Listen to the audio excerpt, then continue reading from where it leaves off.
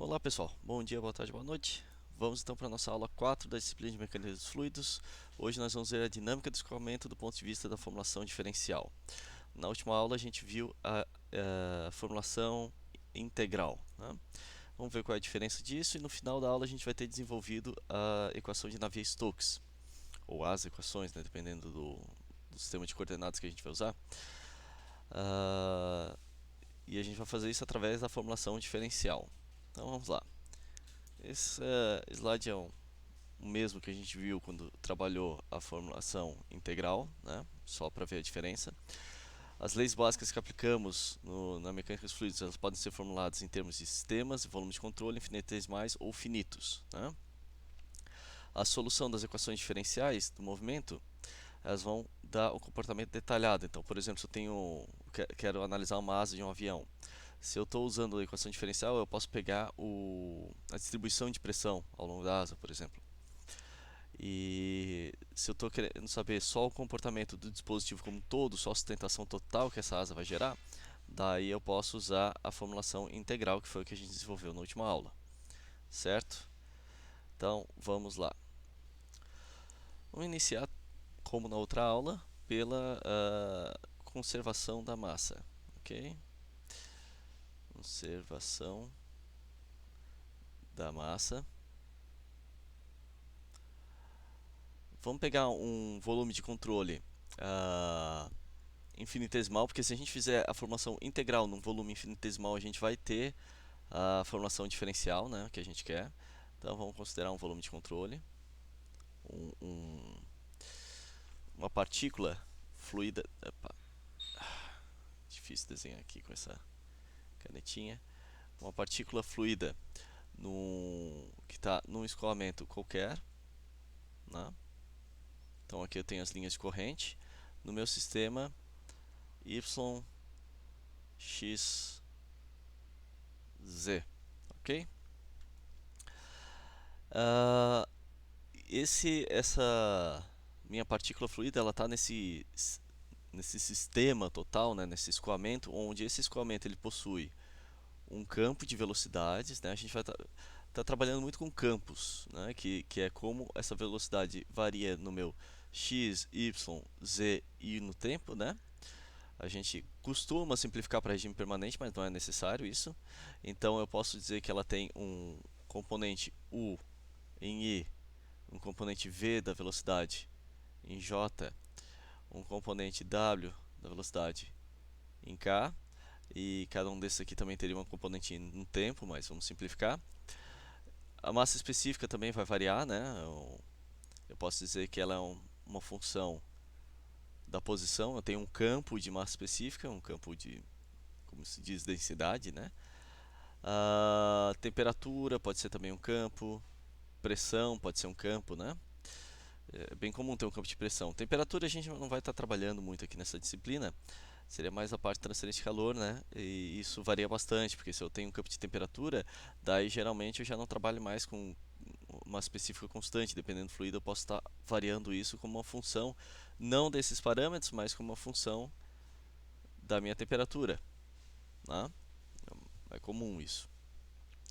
Então vamos fazer essa formulação considerando esse meu volumezinho, né? Eu tenho daí um ponto, é a mesma formulação que a gente fez, mesmo desenvolvimento que a gente fez anteriormente. Eu tenho um ponto na origem disso aqui, um ponto O, e eu vou estar analisando daí nas faces desse meu cubo. Então aqui eu tenho por exemplo, um dx, aqui um dz e aqui um dy. Ele é um cubinho infinitesimal, né? Então eu tenho as componentes dx, y, z. E daí eu vou analisar em cada face, né? Eu não vou fazer todas as faces aqui para não ficar muito poluído, mas eu vou estar analisando, por exemplo, a velocidade u, né? Porque estava variando em x ali. U nessa posição que é x mais dx aqui sobre 2, né? E aqui u em x menos dx sobre 2, porque eu tenho a variação de meio dx para cada lado. Certo? A gente vai fazer isso, né, avaliando cada face usando a expansão da série de Taylor. Então, ah, em torno do meu ponto O. Então, por exemplo, se eu pego a minha massa específica em x mais dx sobre 2, né? Como é que vai ficar isso aqui? Eu tenho massa específica, que aqui seria no meu ponto O, na origem, né? Só um pouco. Arrumei um pouquinho aqui a mesinha. Vamos ver se melhora essa caneta. E daí eu tenho aqui dx, del rho, né? A derivada parcial por x, porque ele varia também em y, em z e no tempo, né? Então por isso que a gente usa parcial. Vezes aqui esse comprimento dx sobre 2, mais, daí é série de Taylor, né, pessoal? Del 2 rho, x quadrado, 1 sobre 2 dx sobre 2 ao quadrado. O que vai acontecer quando a gente está fazendo isso aqui e a gente vai depois falar que o meu dx, dy e dz vai tender a zero, porque eu estou trabalhando num volume infinitesimal. Esses termos de maior ordem da série de Taylor, eles vão ser desprezíveis, né? Porque aqui eu tenho um dx, um número muito pequeno, que está crescendo, crescendo não, né? Reduzindo cada vez mais próximo de zero ao quadrado. Então a gente vai pegar só o primeiro termo da série de Taylor. Ok? Então a gente vai desprezar os outros termos. Eu posso dizer que daí então ρ para x mais dx sobre 2, ele vai ser igual a ρ mais del ρ sobre del x dx sobre 2. E para a outra face vai ser, a gente vai ter que fazer esse desenvolvimento para as propriedades em todas as faces, né? Isso aqui vai ser daí ρ menos del ρ del x dx sobre 2. O menos estava aqui dentro, tá, pessoal? O sinal negativo estava aqui dentro, eu já joguei para fora, porque eu estou avaliando no mais dx sobre 2 e no menos dx sobre 2 em torno do ponto zero ali. Eu vou fazer a mesma coisa daí para as velocidades, né? Isso aqui é avaliado em, tá? Avaliado em. Quer dizer que é o ρ no ponto x mais dx sobre 2. Isso aqui seria um subscrito, tá? Eu vou fazer a mesma coisa para a minha velocidade. U avaliado em x mais dx sobre 2. Daí vai ser o que? U mais du del x dx sobre 2, né? E a mesma coisa para o meu u em x menos dx sobre 2. U menos, né? Eu já joguei o menos para fora. Em dx sobre 2. Seria menos dx sobre 2, eu joguei para fora, né? Ok? E a gente está fazendo isso para analisar o que, pessoal? Vamos lá, voltar para a última aula que a gente viu, né?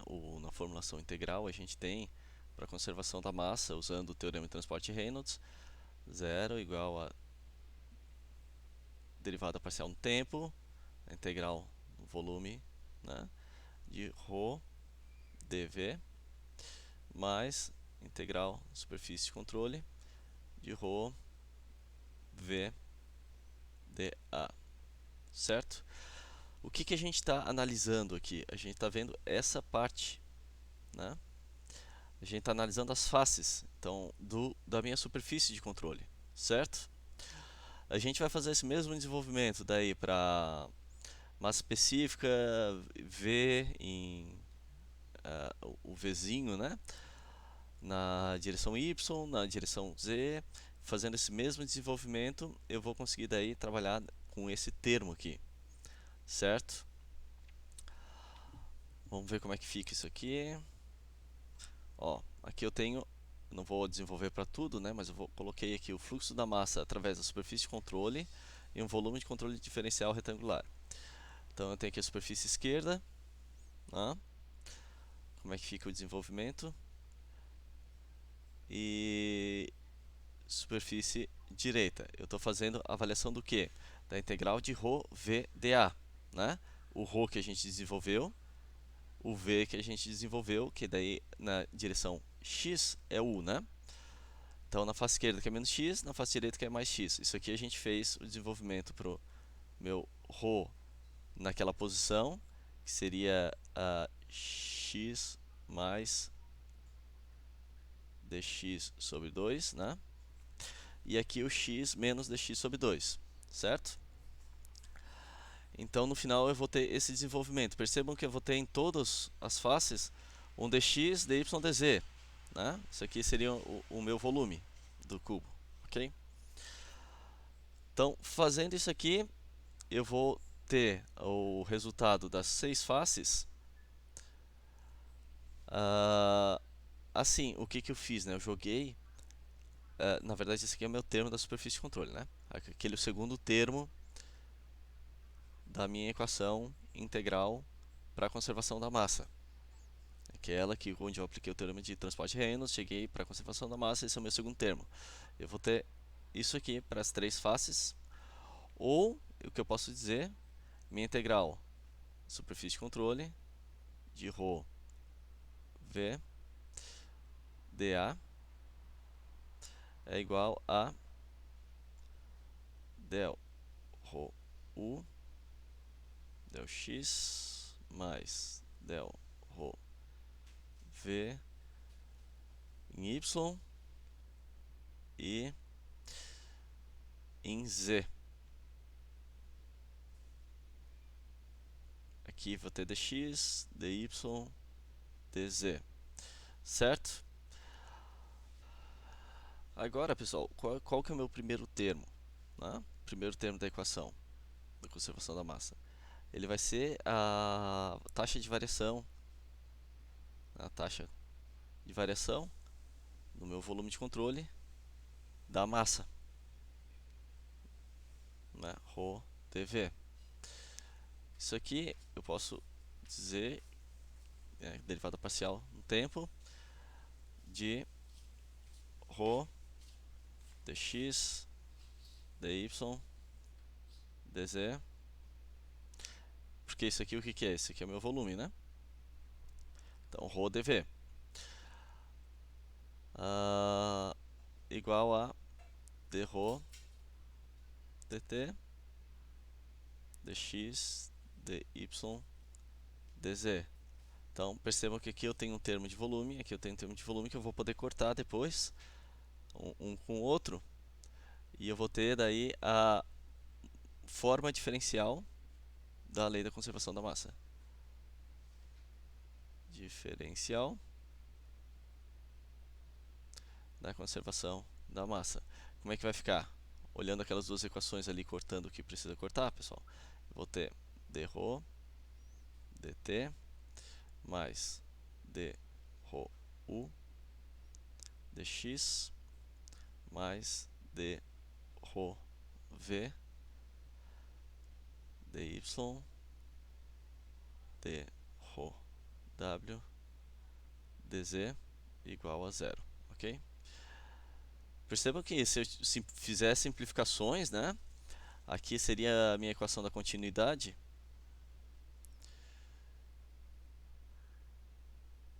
Se eu fizer simplificações que a gente costuma fazer, isso aqui reduz bastante, né? Se eu considerar regime permanente, eu corto o primeiro termo. Se eu considerar uma específica constante, né? Eu posso tirar o ρ ali dentro. Tem simplificações que eu posso fazer para simplificar. Agora eu vou colocar um operador vetorial, o del. Tá? Na verdade, o que eu estava chamando é derivada parcial só, né? Aqui é o del agindo sobre ρ e v, que ele representa isso aqui, né? Esse operador vetorial, o que que ele diz? Eu tenho um i d dx j. O del que eu chamava aqui, na verdade, era esse meu delta um pouco variado, né? O del mesmo é esse operador vetorial. dy mais k derivada parcial em z. Então, esse é um operador espacial, né, nesse meu volume. Então eu posso dizer que tudo isso aqui, esses três termos aqui, eles são iguais a del ρ v, ok? Então eu posso colocar a equação de conservação da massa, escrever ela de outra forma mais simplificada, reduzida, né? Que é a mesma coisa, só um pouco mais reduzida de escrever. Rho v mais no tempo, variação, né? A taxa de variação da minha massa específica no tempo igual a zero, certo? Se eu tenho, vamos colocar duas considerações, né? Regime permanente e fluido incompressível, posso simplificar isso aqui, como eu comentei, né? Simplifica bastante. O que vai acontecer? O termo no tempo vai sumir, que está aqui, né? E a minha massa específica vai sair fora, né, dessas derivadas e vai cortar com zero ali, né? Então, no final eu vou ter o quê? du dx mais dv dy mais dw dz igual a zero. Isso aqui também é igual ao quê? A dizer que o meu del v é igual a zero. É a mesma coisa, né? Então, se eu tenho escoamento incompressível, se ele é incompressível, a massa específica não está variando com o tempo, então já corta, e a minha massa específica sai fora do campo de velocidades, né? Então eu tenho esse caso. Vamos ver um exemplo bem simples aqui. Esse é o exemplo 1 do livro. Depois olhem com mais calma. Exemplo 1 do livro. O que eu estou considerando? Eu estou considerando um volume de controle que era para ser bem retinho, tá, gente? Deixa eu apagar aqui. Duas dimensões só, 2D, onde eu tenho aqui a velocidade u em x mais delta x dx sobre 2, né? E aqui u em x menos dx sobre 2. E aqui mesma coisa, né?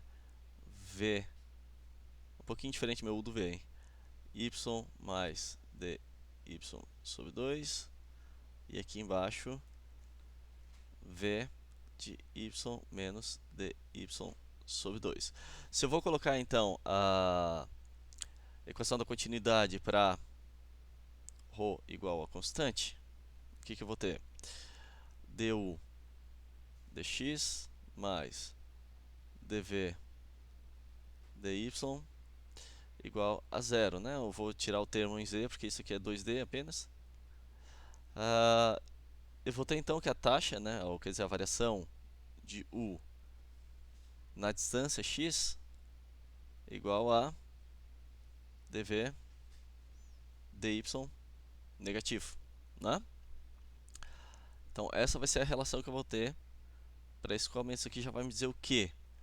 Por exemplo, se eu tenho um acréscimo aqui, né, no meu, se eu tenho um acréscimo nessa minha componente u, eu vou ter que ter um decréscimo na minha componente v, né? Então, se eu tenho um aumento na velocidade u, eu vou ter que ter uma redução na velocidade v, na saída aqui. Essa taxa vai me dizer isso aqui. Então, quer dizer, eu tenho mais massa, mais velocidade, né? Que também vai relacionar com a massa, porque a massa específica é constante. Passando em u, está aumentando essa velocidade em u, a velocidade que passa de v da face inferior para superior vai ter que reduzir um pouco. Parte dela, né, vai ser incorporada aqui nessa minha componente u. Certo? Então, é uma relação bem simples que te diz que a taxa de variação aqui, na verdade, a variação com um comprimento x para componente u vai ser igual a menos a variação em y para componente v. É um exemplo bem simples aqui, mas diz um pouco sobre essa equação da continuidade. Pessoal, vou falar só um pouquinho aqui sobre essa parte de movimento de uma partícula fluida, a parte cinemática dela, né? A deformação dela. Ressalto que todas essas aulas, né, videoaulas sobre capítulos do livro, esse aqui seria o capítulo 5, é importante ler o capítulo, né? Eu estou passando um pouco por cima da parte mais importante, mas isso não isenta vocês de ter que ler o livro. Então, se eu tenho uma partícula fluida que ela vai se movimentar, né, ao longo de um escoamento, ela pode sofrer algumas deformações que a gente vai ver no desenho, no próximo slide. Então, ela pode ter algumas deformações que vão acontecer com ela. E eu estou considerando que essa partícula é infinitesimal e a variação de tempo é pequena o suficiente para as faces continuarem retas, mas ela vai se deformar de algumas formas, né? Então, ela vai ter algumas componentes que vão ser, por exemplo, deformação de translação, onde ela só se moveu, mas ela mantém a integridade dela, né? Rotação, onde ela mantém as mesmas arestas, a mesma angulação, mas ela rotacionou. Eu tenho uma deformação angular e uma deformação linear que pode acontecer com ela, certo? Então aqui são os componentes que podem variar, né? Devido ao escoamento, a partícula está dentro de um escoamento. Então, pessoal, se eu estiver analisando o campo de velocidades, pode ser intuitivo a gente querer dizer que a aceleração da partícula, né, é igual a dv dt, né? Mas isso aqui não ocorre necessariamente porque o meu v é um campo de velocidades. É um v de x, y, z e t. E ele pode, esse meu sistema, ele pode estar em regime permanente, né? dv não variar, o campo não variar com o tempo, mas eu posso ter aceleração das partículas dentro do escoamento, ok? Então, por exemplo, eu posso ter um bocal aqui, né? Eu vou ter aceleração das partículas, mas isso não quer dizer que o meu campo de velocidades, né, desse escoamento vai variar com o tempo. Então eu posso ter um dv dt igual a zero e ainda assim ter aceleração das partículas, certo? Então a gente vai colocar um conceito que é a derivada substancial, né, ou derivada material, derivada da partícula, que a gente chama, que é o d maiúsculo. dv, eu não vou entrar muito nesses detalhes aqui, isso aqui é mais seria mais para ver, quem sabe no após, né, em mais aprofundado isso aqui, mas a gente vai chamar assim, né, aceleração da partícula igual a dv, derivada material, ou derivada da partícula, no tempo, isso aqui vai ser igual a u, eu vou colocar todos os componentes, deixa eu abrir um pouco mais aqui para baixo para ter espaço, certo? Vou botar em vermelho aqui. Então, a p igual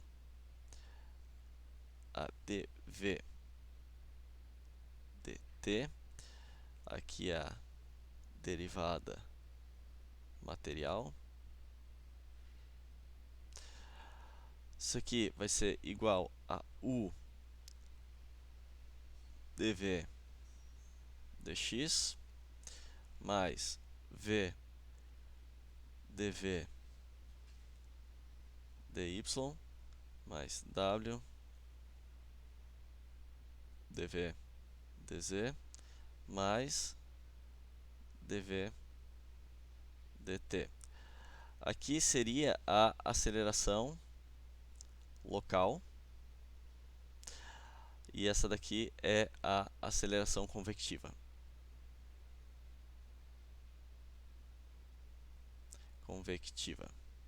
Ok?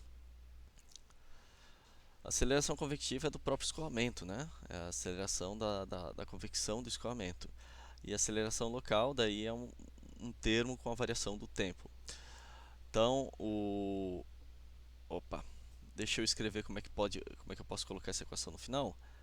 dv dt é, por definição, né, a aceleração da partícula é igual, que vai ser igual ao meu campo de velocidades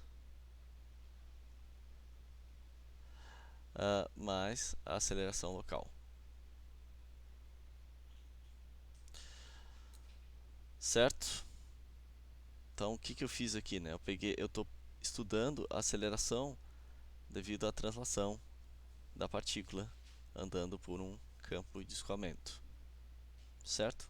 Um campo de velocidades. A gente vai juntar tudo isso mais para frente, tá?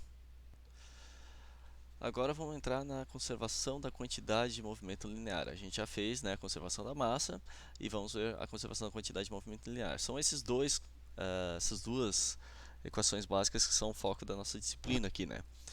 Lembram que a gente viu que tem 5 equações para descrever todo o sistema, mas a gente vai ficar mais nessas duas. A conservação da quantidade de movimento linear que vai depois virar a equação de Navier-Stokes. Daí, dependendo do sistema, se eu tiver, por exemplo, transferência de calor, eu vou precisar da conservação da energia para resolver o meu sistema. Elas vão estar acopladas, né? Mas, a princípio, vamos trabalhar o que a gente vai trabalhar mais na disciplina, conservação da massa e quantidade de movimento linear. Certo? Então, vamos pegar aqui um escoamento qualquer, né? Um opa, y, x, z. Um escoamento qualquer aqui, minhas linhas de corrente dele. E eu vou pegar uma partícula fluida que estava aqui, depois até aqui, sofrendo só translação, tá, pessoal? Apesar dela ter deformado aqui no desenho, é só translação. Eu tenho aqui um v x, y, z, t. Passei aqui um tempo. Eu vou ter daí o meu v com x mais dx, y mais dy, z mais dz nessa posição e no tempo t mais dt, certo? Se esse elemento teve a velocidade e a direção alteradas, isso significa que tem forças atuando sobre esse sistema, né? Então a gente vai trazer de volta a definição, né, a segunda lei de Newton, para sistema, dF igual a dm dv sobre dt para sistema, né? Então seria o meu dF igual a dm vezes aceleração, né, para sistema, para esse sistema aqui. Eu não estou vendo o campo de velocidade, né, estou vendo a velocidade da minha partícula ali. Agora a gente vai introduzir o desenvolvimento que a gente fez antes, né, analisou antes, para aceleração da partícula, tá? Então eu estou considerando aqui uma aceleração de um elemento de massa dm num campo de velocidades, né? Se movendo por ali. Então a gente pode colocar a segunda lei de Newton na forma vetorial, né? Segunda lei Newton na forma vetorial, colocando a definição que a gente viu, né, da aceleração nessa equação. Então eu vou ter que dF igual dm força vetorial, né, vezes dv dt, que é igual a dm u dv dx mais v dv dy mais w dv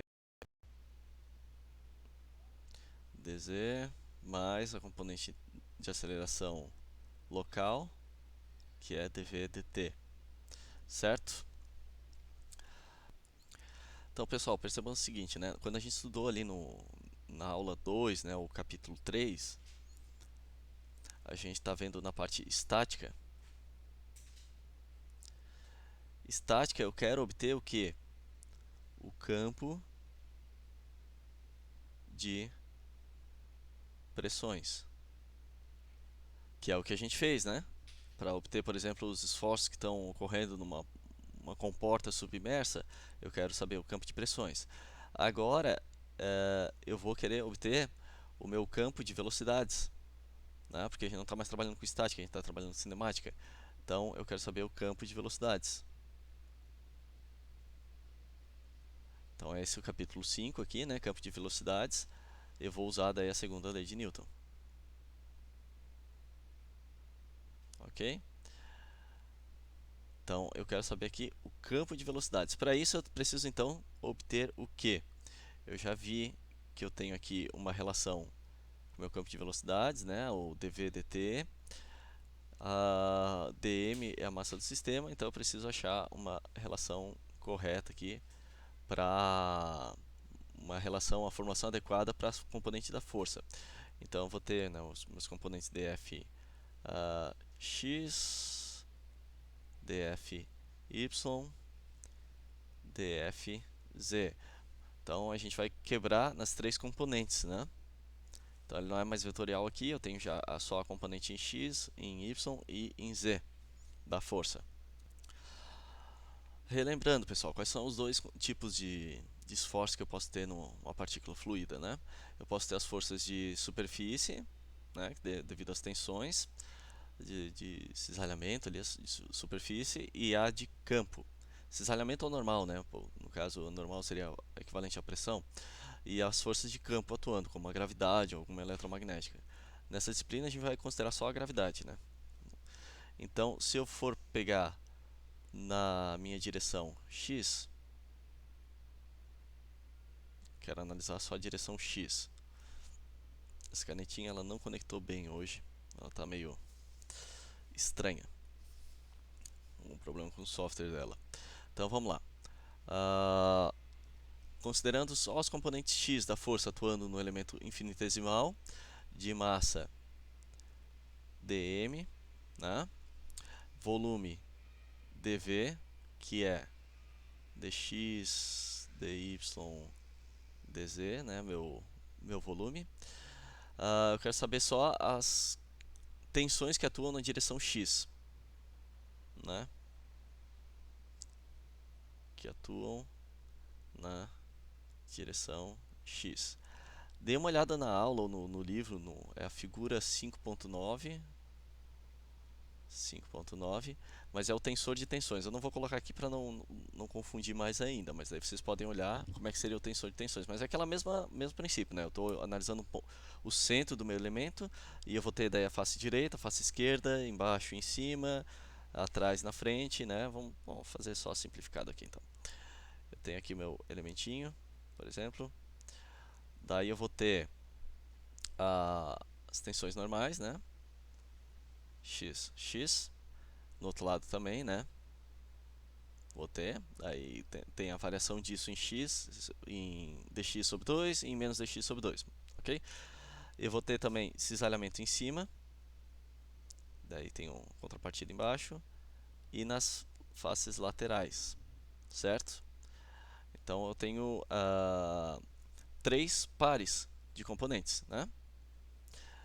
Três pares, é isso aí. Três por um lado, três para o outro, né? Eu vou ter daí fechar o meu sistema aqui. Então vamos lá. Isso aqui olhando as forças de superfície.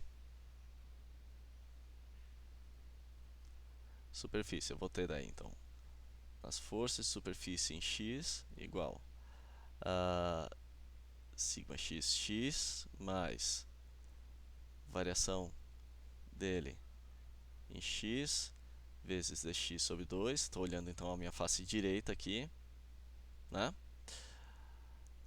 dy dz. Lembrem o que, gente? Qual é a unidade disso aqui? Né? É uma unidade de pressão. Então eu estou analisando aqui esforço, né? Força. Então eu preciso multiplicar pela área. Aqui é a minha área. dy dz é onde está sendo aplicado, né? Seria aqui, por exemplo, dy, dz ou vice-versa, mas é a face onde está sendo aplicado isso aqui. Eu vou ter menos, deixa eu ver se cabe aqui, sigma x menos a variação sobre x dx sobre 2 dy dz. Ficou bem apertado ali, mas tudo bem.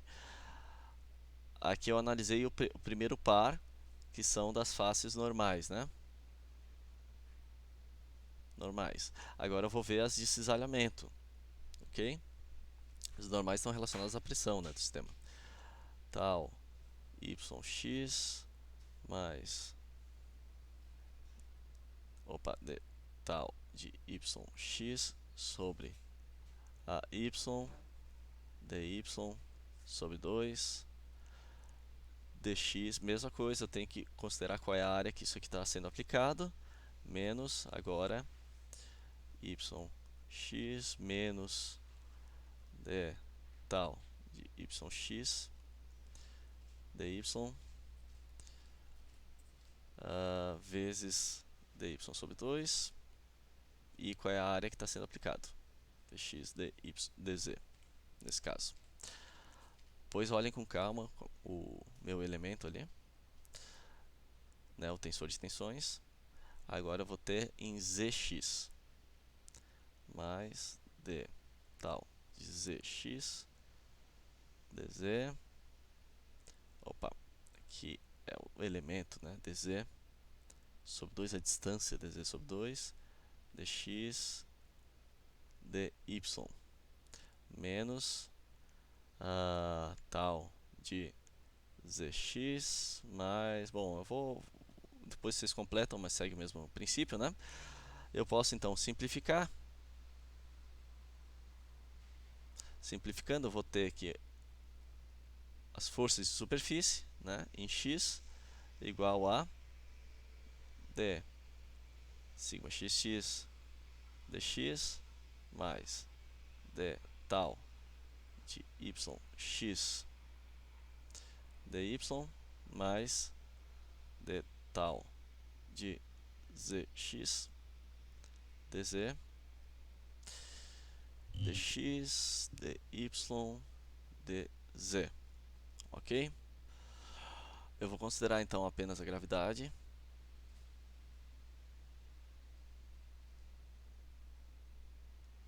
Apenas a gravidade para as forças de corpo, né? Aqui eu vi as forças de superfície.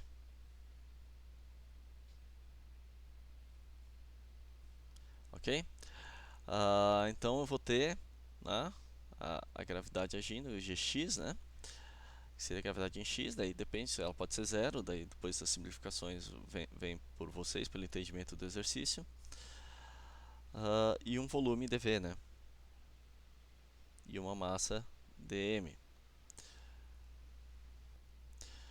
né? Que seria aqui a minha força de corpo, B de body, vai ser, né, em x aqui, né? G dm, o que que é o meu dm? Rho dv, o que que é o meu dv? Dx dy dz, né?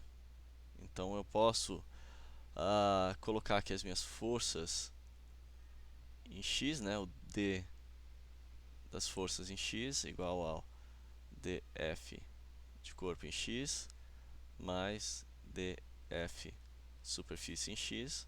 Isso aqui vai ser igual a ρ g de x, dv eu joguei lá para o final, mais sigma x dx mais, né, o tal, aqui são as de cisalhamento, yx mais tal de zx. E aqui entra o meu volume, dx, dy, dz, ok? Eu posso fazer semelhante, eu não vou preencher tudo isso aqui, mas semelhante para os eixos y e z, né? Daí eu vou fechar três equações aqui. Eu colocaria aqui um df y e um df z. Vai ficar semelhante ao que está ali em cima, ok? Só tomem cuidado com os subscritos aqui, né, da minha tensão normal ou de cisalhamento, mas segue os mesmos princípios. Então com esse desenvolvimento a gente chegou daí na equação diferencial da quantidade de movimento. Quantidade de movimento, ok? Vamos voltar lá. Então, o que a gente tinha feito antes era esse df, né? Aqui que a gente fez esse desenvolvimento atual, igual a dm dv dt. A gente voltou aqui, né? É igual a dm u dv. Agora a gente vai abrir essa velocidade mais v, né?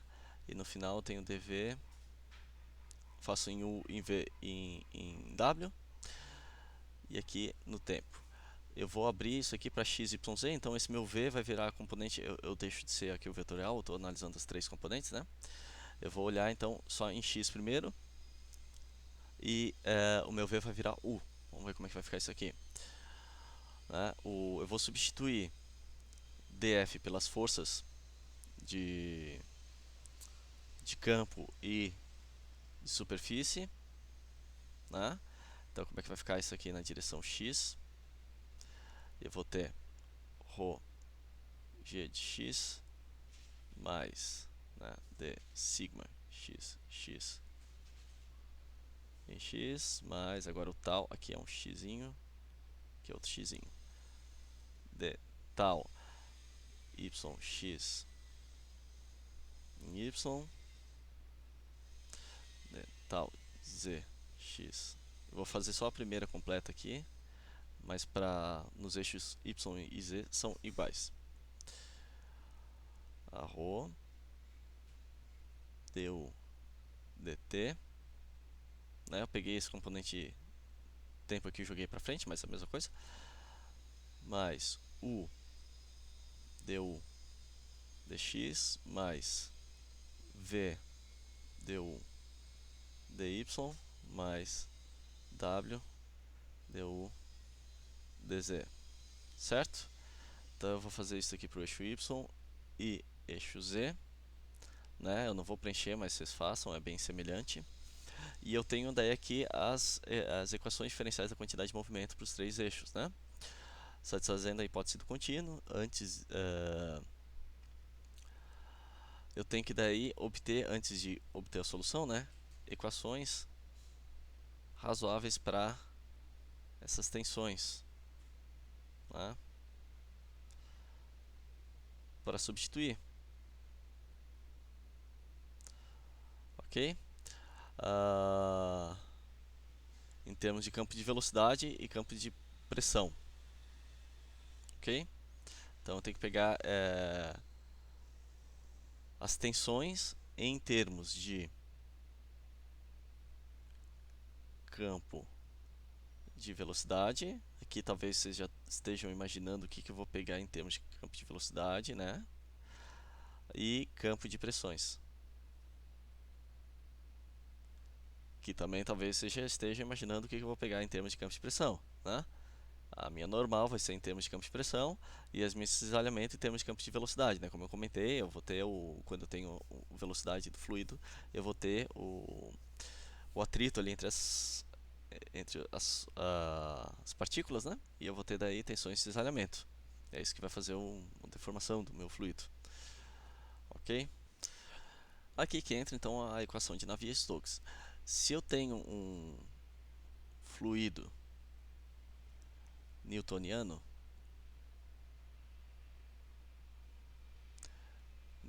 né? Eu vou ter que daí a minha tensão viscosa, o que ela é? Tá? É proporcional à taxa de deformação. Proporcional à minha taxa. A gente viu isso aqui, né? Lá na primeira aula. De deformação, certo? É no capítulo 2. Então, a gente viu naquele caso unidimensional, laminar, né? A tensão de cisalhamento proporcional à taxa de deformação angular. Então, eu posso colocar aqui o meu talzinho yx igual a du dy. Olha só o que eu fiz aqui, né? Eu relacionei a tensão de cisalhamento com velocidade. certo? Então vou conseguir relacionar essas tensões com o campo de velocidades. Então é um pouquinho mais complicado quando eu estou trabalhando com 3D, né? Mas eu consigo sair com essas relações. Eu não vou fazer o desenvolvimento para tudo, mas se quiserem, eu acho que tem no livro. Mas, por exemplo, esse tal de xy, né, ele é igual ao de yx, né, que é igual a mi dv dx mais du dy, ok? Vou fazer para todos aqui porque não é tão intuitivo assim, né? Igual a tal de zy igual a mi dw dy mais dv dz. Então eu estou conseguindo relacionar com o campo de velocidades aqui. E tal de y de z x igual a tal de xz, opa,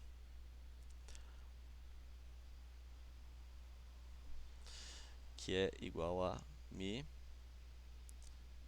du dz mais dw dx.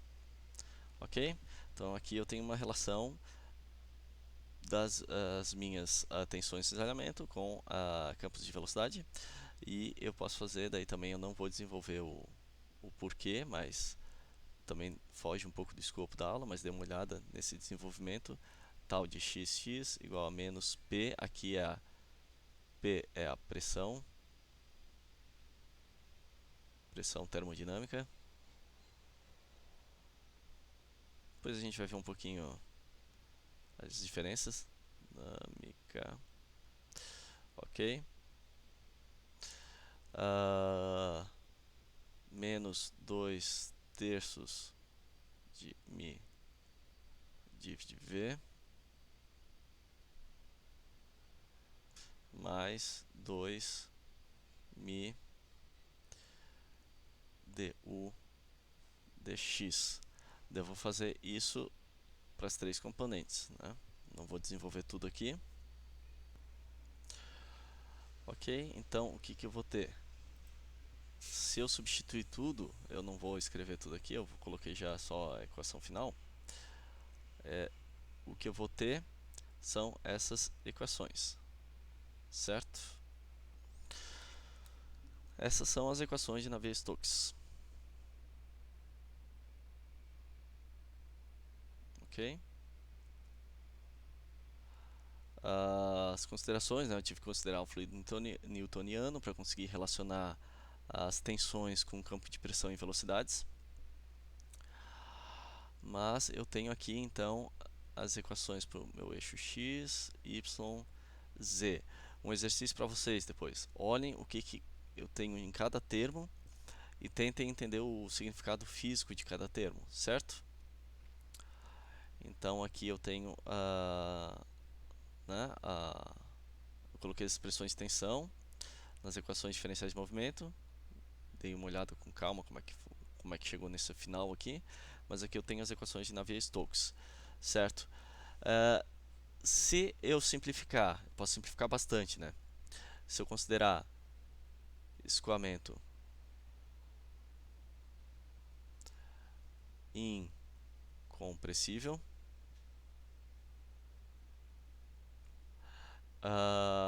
e com viscosidade constante, ok? Sobre essas condições eu vou ter reduzido, eu vou colocar aqui só de x, o t, aqui é mais fácil de entender fisicamente o que está acontecendo cada termo, né? Depois vocês dão uma olhada. Dx mais v du dy mais w du dz igual a ρ g de x menos campo de pressão aqui, né? Mais não sei se vai caber tudo aqui, d2u dx2 mais d2u dy2 mais cope d2u dz2. Ok? Daí esse aqui é para o eixo x, para x, daí eu vou fazer para y e para z também. Eu tenho a forma de Navier-Stokes mais simplificada. Então, ela é muito utilizada junto com a equação de Bernoulli, por exemplo, né? São as mais famosas aí da mecânica dos fluidos. Então, eu tenho um conjunto de 4 equações diferenciais, né? 4 equações diferenciais.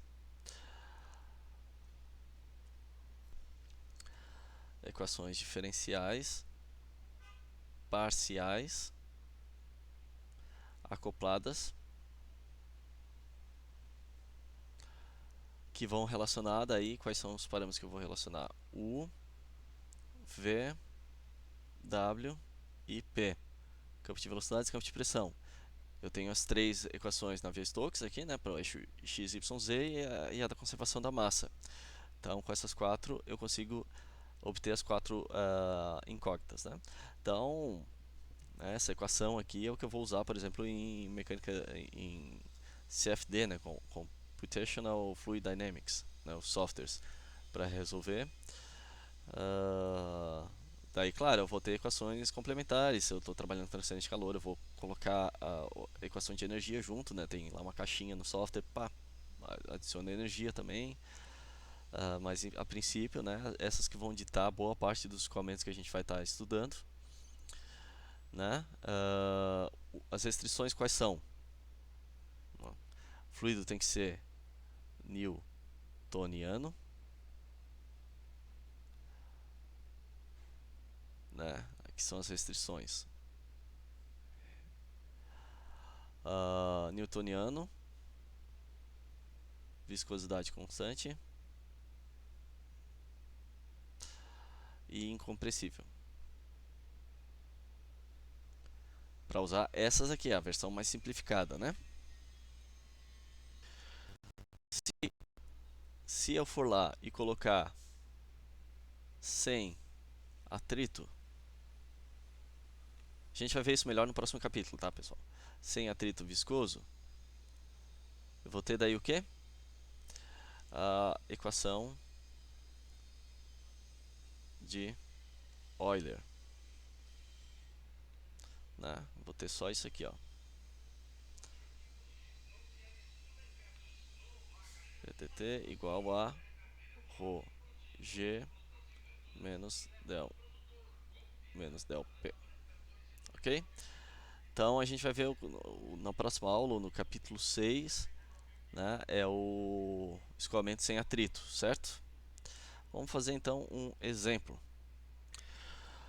Eu vou considerar então nesse exemplo um bocal. Tá? Um bocal aqui eu tenho uma área de seção transversal que foi reduzida. Deixa eu só tentar fazer aqui. Ó. Bem difícil essa mesinha. Ok. Nossa, deixa eu fazer tudo de novo.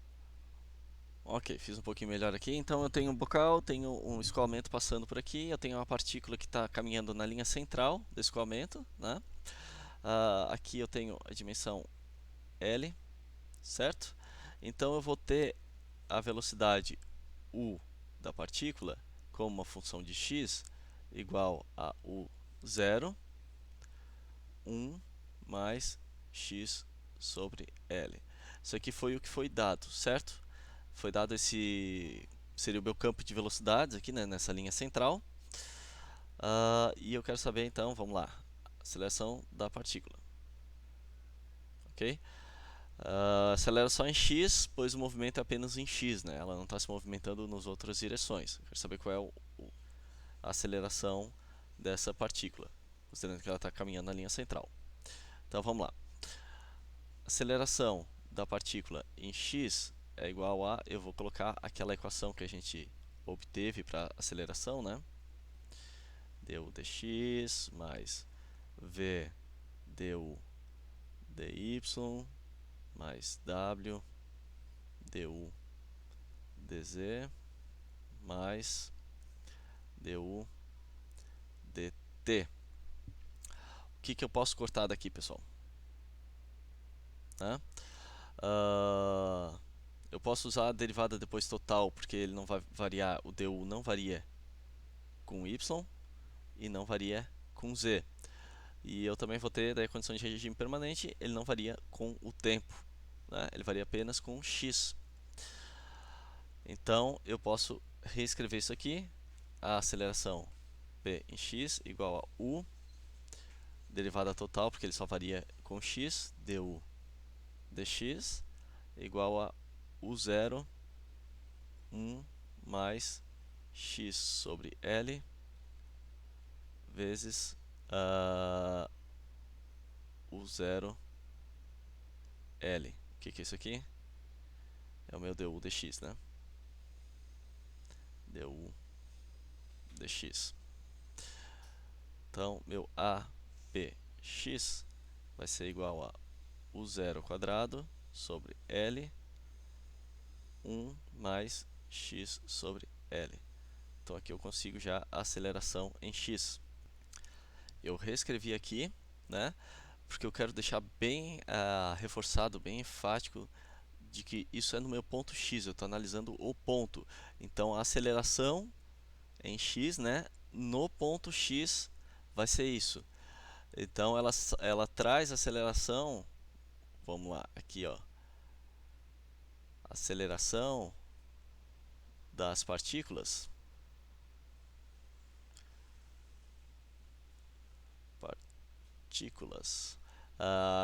passando por x. Passando por x, ok? Então, o foco disso aqui, desse desenvolvimento, o foco é no ponto, em um ponto naquela linha central, certo? Então, não é em uma partícula.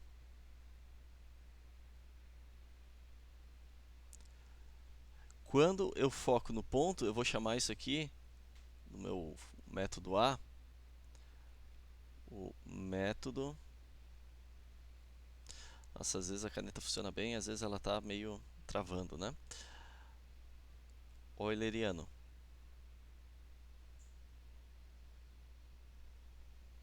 Foco no ponto. Reforçando, ok? Então, se eu tenho naquela posição do espaço x, a aceleração das partículas que passarem por ali vai ser essa, ok? Então, eu posso desenvolver um campo de acelerações ali, né? Se o meu interesse não for no ponto, se eu tiver interesse na partícula,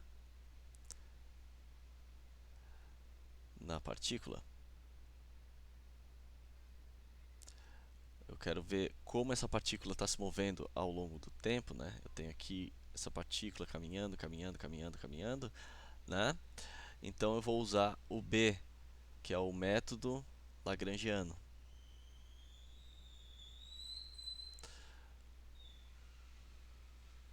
Lagrangiano, ok? Então aqui eu vou estudar a partícula. Ok? Eu deixo de estudar o meu ponto ali. Então, eu vou colocar aqui, né, a velocidade é uma função da posição, né, a velocidade u da partícula é uma função da posição. Aqui eu estou colocando então x da partícula, né, mais um x, né, sobre L. E isso aqui depende da taxa no qual essa partícula se desloca em relação a x. Dx da partícula de tempo, né, a taxa no qual ela se desloca. Ok? Eu repeti aqui, vamos resolver então isso aqui por separação de variáveis. Separação de variáveis, ok? Nesse caso, provavelmente vou ter que substituir o denominador por y, a gente vai ver como é que Isso aí é da parte de cálculo, né, para vocês. Então eu vou ter dxp igual a u0, falta um u0 aqui, né? U0, deixa eu apagar ali.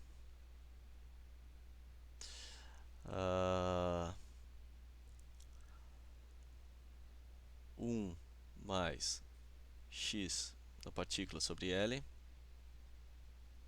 dt, né? Então eu vou integrar de 0 ao x da partícula, dx da partícula, joga aqui para baixo, né? 1 mais xp sobre L igual a integral de 0 até o tempo t, que eu quero saber, né? De u0 dt. Então vou ter aqui que o meu L vezes Ln de o resultado dessa integral, né? 1 mais xp sobre L igual a u0 t. Então meu xp vai ser igual a L e na u0 t sobre L menos 1. Isso aqui está tudo aqui em cima, né? Exponencial. Agora nós temos x da partícula como uma função do tempo. X da partícula do tempo. Então aqui eu coloco o tempo, certo? A posição dela vai ser uma função do tempo.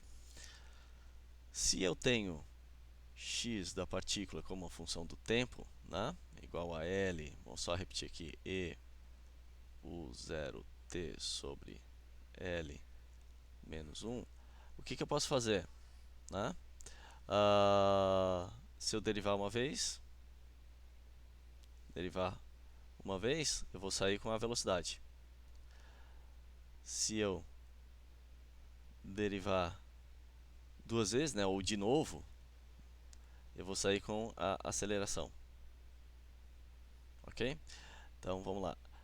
A velocidade u da partícula no tempo vai ser igual a u0 e u0t sobre L. A aceleração da partícula no tempo vai ser u0 quadrado sobre L e na u0 t sobre L. Então, tanto a velocidade quanto a aceleração, nesse caso, elas aumentam exponencialmente com o tempo. Ok? Então, percebam que a gente fez dois desenvolvimentos, né? Em um caso, a gente saiu com obteve no método lagrangiano as condições da partícula ao longo do tempo, e no primeiro método a gente fez o euleriano, né? A condição da aceleração em um ponto x, certo? Depois vejam com mais calma para ver certinho a diferença entre eles. Agora que nós temos a aceleração, a gente pode ver quais são as forças que agem na partícula, né? Então, dF da partícula igual a dm, aceleração da partícula, né? dF da partícula, eu vou ter que separar aqui, né? Que ele vai sair, o dF da partícula é em relação ao dF de corpo, o B de body, mais dF de superfície, né? O dF de corpo aqui vai ser igual a ρ g dx dy dz, certo? No caso, considerando g para baixo ali. Df da partícula vai ser ρ dx dy dz vezes u dv dx. Isso aqui é só, estou repetindo que a gente já desenvolveu, né? dv, aqui é v maiúsculo, dy mais w dv dz mais dv dt, ok? a força de superfície, né, dF de superfície, vai ser igual a dF de superfície x em I, mais dF de superfície em Y em J, mais dF da superfície em Z vezes K. Eu estou interessado nisso aqui, né, na componente x. Então, vamos analisar essa componente. Como a gente viu antes, já estou só para repetir, o dF de superfície em x vai ser, né, relacionado com aquelas componentes, tal xx, né, isso aqui a gente fez isso para chegar na equação de Navier-Stokes, certo? Estou só repetindo para ficar bem claro qual foi o passo a passo. Daí agora eu estou analisando as forças de superfície. Daí dessas forças eu vou querer relacionar elas depois com um campo de pressão e um campo de velocidades. dx, dy, dz. A gente saiu disso aqui daquele tensor de tensões, né? Eu estou fazendo o desenvolvimento de novo, pessoal, só para ficar bem claro. Então, meu dF em x vai ser igual ao dF de superfície em x mais dF de corpo em x. Isso aqui vai ser igual a dm, que é ρ dv, vezes aceleração em x, né? Então, o que eu vou ter se eu abrir o termo olhando o meu dfx que eu fiz ali em cima e o df de corpo, né, que também a gente já fez. Então, eu vou ter ρ dv vezes u du dx mais v, aqui só para x, hein? Du dy, né? Esse aqui é a minha aceleração ali, ρ dv aceleração. W de novo, né? Eu tenho aqui a aceleração convectiva que eu estou escrevendo. E aqui esse último termo é a aceleração local, né? Então, estou fazendo só de novo para ficar bem, fixar bem. Então, aqui a aceleração convectiva, esses três primeiros termos aqui dentro dos parênteses, e a aceleração local ali depois. Igual ρ dv g de x, mais aqui nesse outro lado eu estou fazendo esforços. Esse foi o esforço de corpo, né? E agora o de superfície. D tal, d sigma aqui, né? Xx dx mais tal aqui de yx dy mais d tal de y de zx dz vezes dv. Corto dv, corto dv, dv não g de x, e corto dv. Então aqui eu tenho eu estou chegando de novo, né, na equação de Navier-Stokes. Tá, aqui saiu da conservação de quantidade de movimento linear e eu vou sair de novo na equação de Navier-Stokes quando eu relacionar essas tensões, né? No caso, tensões porque o volume está aqui fora, mas seriam esses forços com campo de pressão ou campo de velocidade, ok? Ali foi só para reforçar de novo o desenvolvimento de Navier-Stokes. Vamos para outro exemplo. Fluido newtoniano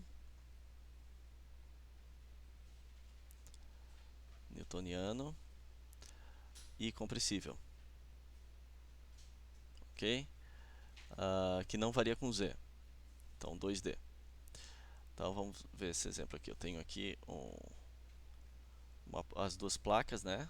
Essa placa de cima está se movendo com velocidade u. Aqui eu tenho a espessura um deltinha, ρ igual a constante, mi igual a constante. Então eu vou ter, né, pela conservação da massa, du dx mais dv dy igual a zero, né? Então, placas planas infinitas em regime permanente. Ok, então para não perder muito tempo, eu já escrevi aqui quais são as equações que vão reger esse nosso sistema. Então eu tenho aqui a conservação da massa, Navier-Stokes em x, Navier-Stokes em y. Né? Eu já tirei todos os termos de z e a gente vai ficar voltando nessa equação para ver o que está acontecendo quando a gente for simplificando. Né? Então vamos primeiro considerar, deixa eu botar outra cor para simplificar. Vamos considerar primeiro a conservação da massa. Placa infinita, regime permanente, né, plenamente desenvolvido. Então as condições em x não vão mudar. Né? Então aqui vai ser zero essa variação, porque eu não vou ter essa mudança, né? Deixa eu botar aqui, né? Então, placa infinita, regime permanente, não muda em x as condições, né? Eu não tenho variação em x da propriedade. Então aqui eu vou cortar e aqui eu vou cortar. Aqui eu vou cortar e aqui eu vou cortar, certo? Já comecei simplificando. Tem que colocar as considerações, né, do meu problema para conseguir ir simplificando ele, ok? Então vamos depois para a segunda análise. Se du dx é zero, então logo, né, o meu dv dy também é zero, então v é igual a constante. Né, isso aqui saiu da minha equação da conservação da massa. Né? Se isso aqui é zero, meu dv dy vai ser zero. Né? Então, o meu v vai ser constante. Se v é constante e eu tenho não escorregamento, o que eu posso tirar daqui? Hein? Eu tenho daí que meu v para y igual a zero é zero. E se v é constante, logo o v é zero. Né? Porque eu tenho a placa inferior estagnada, né? A placa inferior está parada, então a velocidade ali é zero. Então a gente pode voltar e simplificar os termos que tem v ou variação de v. Né? Aqui dv. Aqui também, né? dv du. E aqui. Né? Então eu cortei aqui também. Du, esse daqui é por causa da consideração anterior, né? Do u não variando. Aqui o meu v é zero. Olhando aqui embaixo, né, eu vou ter apenas esses termos. Aqui g de x também é zero, não tem gravidade em x, né? Ok. Aqui eu posso colocar zero também, porque dp dx, o dp dx é zero, pois o escoamento é exclusivo pela movimentação da placa.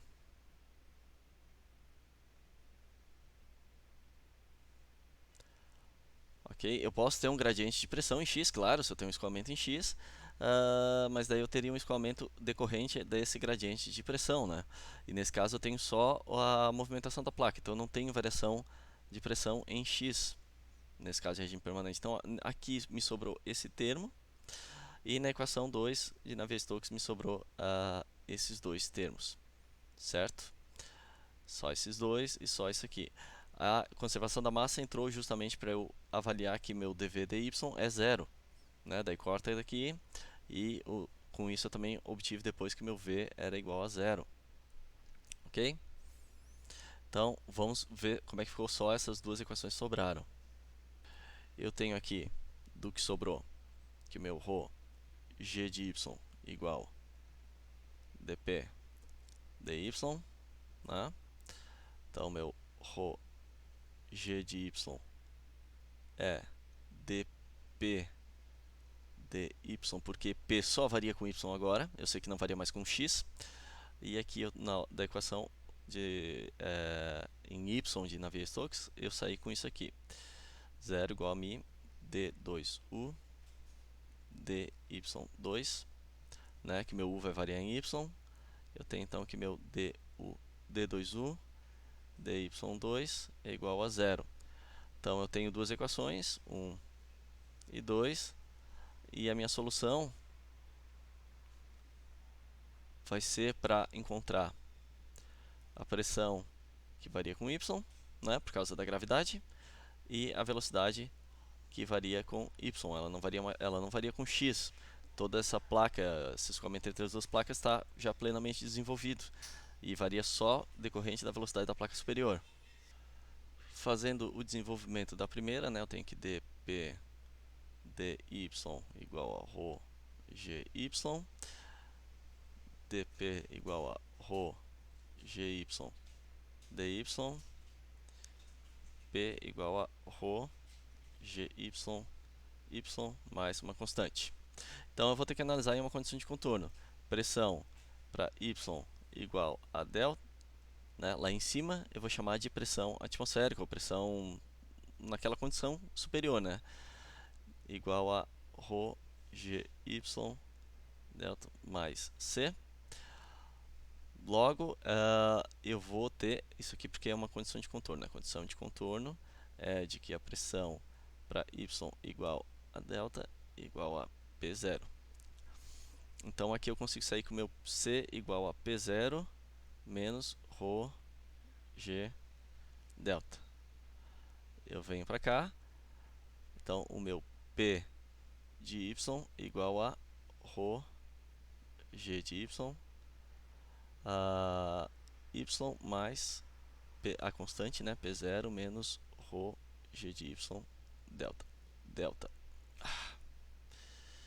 Quase, delta. Ficou um pouco apertado. Então, simplificando, P de y menos, opa, deixa eu apagar aqui, borracha. P de y menos P0 vai ser igual a ρ g de y menos delta. Isso aqui é a minha pressão manométrica. Ok? Tranquilo essa parte, né? Isso aqui a gente já viu como é que faz esse desenvolvimento, né? Só porque a gente obteve ele por outro caminho, mas eu tenho a pressão variando só em y por causa da gravidade em y. Agora vamos analisar a outra equação.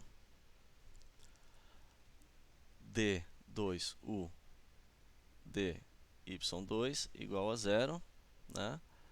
Aqui eu vou ter que essa daqui vai sair a integrada, a derivada não é mais parcial. Vou ter que du dy igual a uma constante e u de y igual a um c1y mais uma constante 2. Tem duas constantes. Para isso eu vou precisar daí de duas condições de contorno, né? Então vamos lá. Condição de contorno 1 é que em y igual a delta, u igual a u0.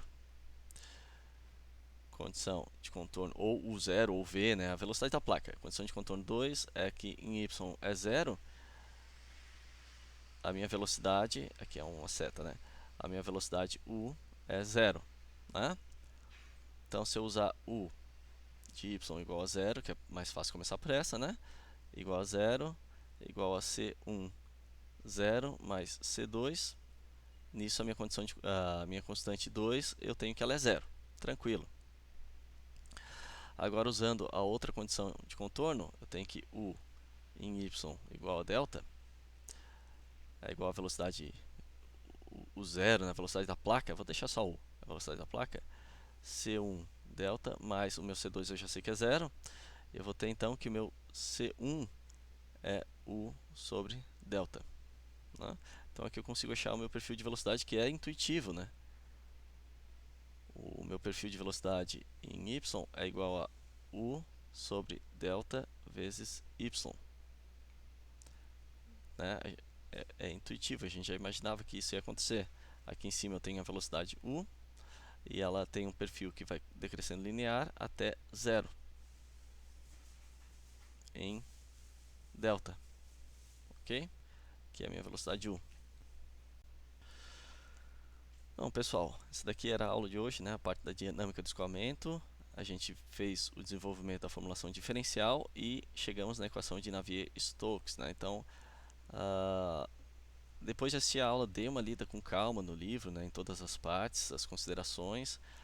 Talvez fique um pouco mais fácil de entender. Mas é isso, né? A gente partiu do que a gente já tinha obtido da formação integral, né? Fez esse estudo aí, só porque trabalhou num volume infinitesimal, a gente chegou daí na formulação diferencial. Então, conservação da massa e quantidade de movimento linear, que daí essa virou Navier-Stokes com algumas considerações, né? Quais são as considerações?